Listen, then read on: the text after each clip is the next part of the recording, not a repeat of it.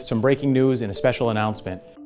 We know that testing as it relates to COVID-19 has been a big concern, and we need to increase testing across the community. You can now get free testing for COVID-19 at a medical center in Fort Washington. Capacity has been a challenge in the city since the virus came here, but now you're seeing increased amount of testing every week. Back in the middle of March, we started getting phone calls from everyone in the government, from the CDC to state governments to our senators. Everyone was looking for more testing supplies. We're the only US manufacturer of the swabs that are needed for all the different COVID-19 test swabs.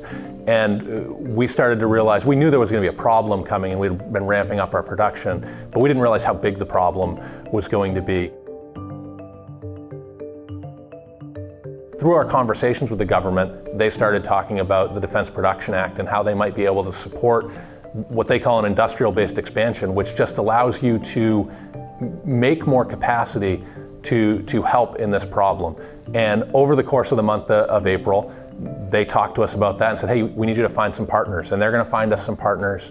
They lined us up with Bath Iron Works, another Maine business, to help us build machinery. We found Chinbro in Pittsfield that had a facility available and talked to them about, can we retrofit this? Can we find a way to make this into a state-of-the-art manufacturing facility, which is where we're sitting right now. Over the course of about 2 days, we went from meeting with Chinbro to developing a proposal for the government in conjunction with them, to submitting that and having funding to build a new factory.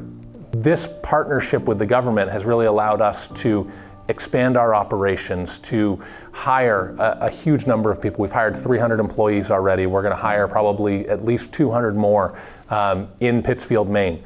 It's a rural area where there used to be manufacturing. All the manufacturing that was here has gone, and we're bringing it back. We're trying to grow the Maine economy. The government wanted us to be able to make 20 to 40 million foam swabs a month to aid in testing. We're already at that level now.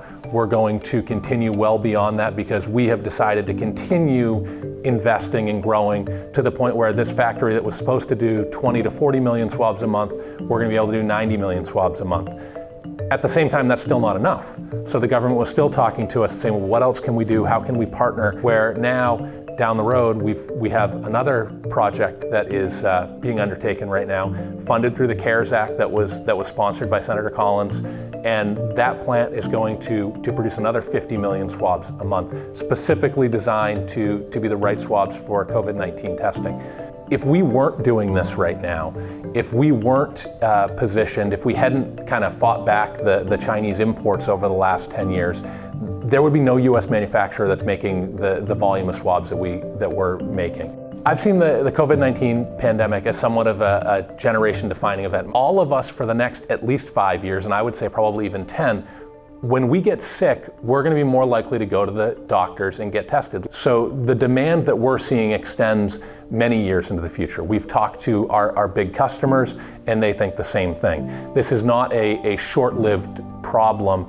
We're building capacity so that we can handle the long-term need, not capacity just for the surge right now. Our employees are having to work huge hours that they're volunteering for to meet the needs right now. And once it levels off, we're going to have the right amount of capacity for the standard US testing need. We're very optimistic looking into the future. We've taken huge challenges and overcome them by getting all of our people together, working in conjunction with the government, working with our communities and solving a problem. And I believe that if everyone can be a little more willing to work together, that the economy and the state can be very successful going forward.